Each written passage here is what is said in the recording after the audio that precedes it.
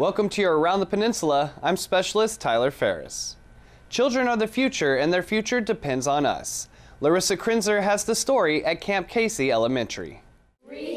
About 20 students, along with the USAG Red Cloud and Area 1 Commander Colonel Mike Scott, read and signed a child abuse prevention proclamation at the Camp Casey Elementary School.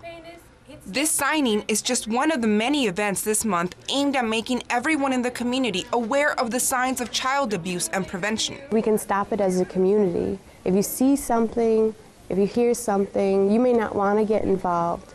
But just think about that person's whole life could be changed by just calling, reaching out, and making an effort to stop the abuse for that innocent individual.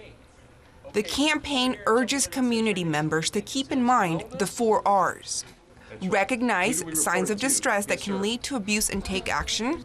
Rethink wellness and ways to stay healthy. Reach out for professional help and report child abuse and neglect. No kid should have to go through that. And you look at your parents and you look at adults, you look at them to be the ones protecting you. And when they're the ones harming you, that's a problem. And although this event was fun for the kids, it's important not to lose sight of this serious issue. They've been really helpful for kids, for adults to realize we're headed in the wrong direction. And we have, resources here in Area 1 where we can turn things around and find healthy ways to deal with the anger and stress that we feel. Larissa Krenzer, Camp Casey, Korea. Since 1989, a blue ribbon is worn in support of efforts to prevent child abuse. Making Korea the station of choice and strengthening the alliance with the local community are 2 common priorities of commanders. Catoosa Private First Class Kwakyo Bin tells us how the Good Neighbor program promotes this plan at Camp Henry. 2 empty spaces are waiting for newly appointed advisors to join the Cultural Advisory Council. Leaders with renowned reputations in Daegu are members of this council. Your commitment have opened the hearts and minds of our soldiers to the beauty, history, and culture of this great nation. The events and programs have been once-in-a-lifetime experiences, and they have undoubtedly influenced many fine soldiers to return and serve in Korea again and again. Dr. Kim Bum-dae is appointed today as a non-permanent member. I think it's a great honor to be a member of a Cultural Advisory Council.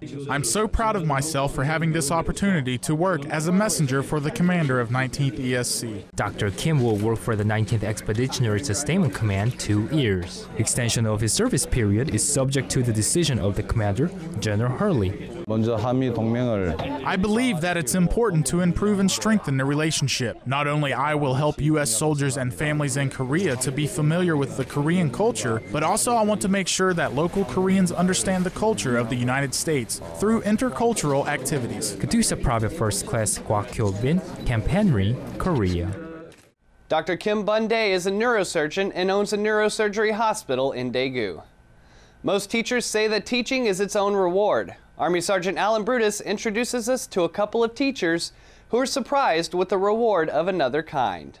The Dragon Hill Lodge played host to the annual Dodge Korea Awards and Recognition Ceremony. For 2 recipients in particular, this was more than just receiving an award. Being nominated is quite an honor in its own right, but the fact that we both received the award the same year, I think this will be one of those moments you remember for quite a while. This is nice because you're nominated by your peers. So it's nice when we get to recognize each other.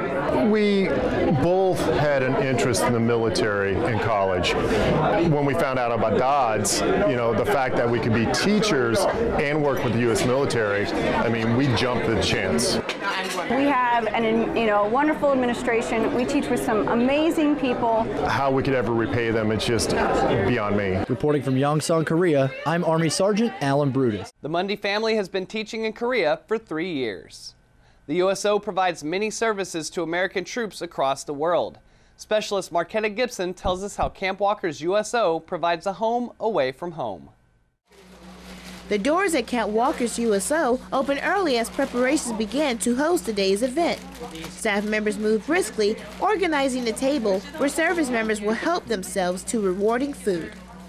We're doing pulled pork barbecue sandwich for you for free of charge to celebrate and also support men and women in uniform who's been working so hard for this exercise.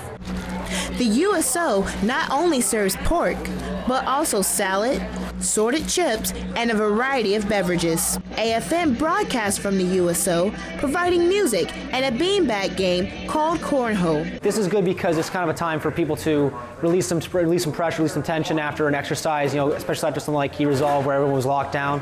The USO just in general is a great place to come to because they provide you with a lot of free things, a lot of things that you just can't get, and it's a little slice of home away from home.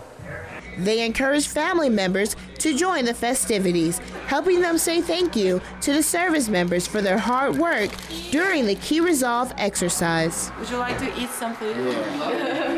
We get to see your real life part. And then that's what we want to do. We don't do really fancy, but there is no fake. It's just communication, interaction between real people. We want you to feel that, and then we want you to feel as a service member, but still our family, part of the community. Specialist Marquita Gibson, Camp Walker, Korea. The USO served food to more than 50 service members and their families. The smell of popcorn and a child's laugh are some of the most identifiable things to our senses. Army Sergeant Chris Garver tells us about an event that is filled with both at Camp Casey. More than 40 military children and their parents celebrate the month of military children at the Camp Casey School-Age Center. Okay, who's next? That one? All right, put it in there. Some of the grown-ups understand the struggles these kids face. I think it's important, as being a military child myself, that we make these children feel like they are special, and just because mommy and daddy are in the military, that they don't go unrecognized.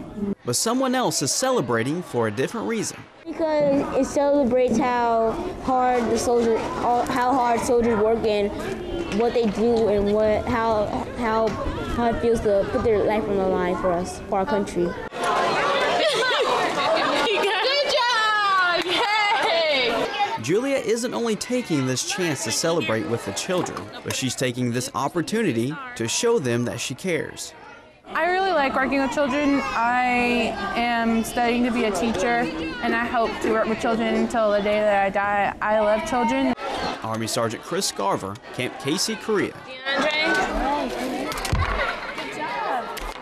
April has been designated as the month of the military child since 1986. April 5th marked the 68th National Arbor Day for Korea. Army Sergeant Sam DeLeon shows us how Yongsan soldiers planted good impressions with their neighbors. Yongsan-gu Mayor Jang Hyung-sung and Garrison Commander Colonel Michael E. Masley kicked off the tree planting as the first to break ground. The Yongsan-gu Administration Office hosted the event to celebrate Arbor Day. Trees we're going to plant together at the Singay Historic Park and will grow beautifully and spread strong roots. Just like these trees, I hope mutual relationship will be stronger and grow with distribution.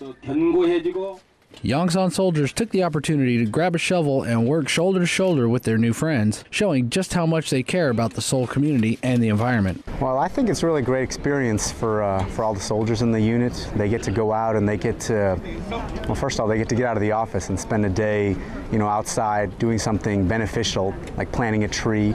It's also a great opportunity for us to work with our ROC neighbors. It is important for soldiers stationed at USAG Yongsan to keep good relations with their host nation. This event reminded soldiers about the strong alliance between Korea and America. I think this event is great, improve on Korean-American relationships, especially after a lot of things that's going on. It's a great opportunity to build a stronger bond together. They successfully planted 13 persimmon trees, 900 Japanese globe flowers, and the seeds of new friendship. Army Sergeant Sam DeLeon, Yongsan, Korea. Projects like the Arbor Day event are part of the USFK Good Neighbor program. And that was your Around the Peninsula for Thursday, April 18th. From all of us at AFN, enjoy your evening.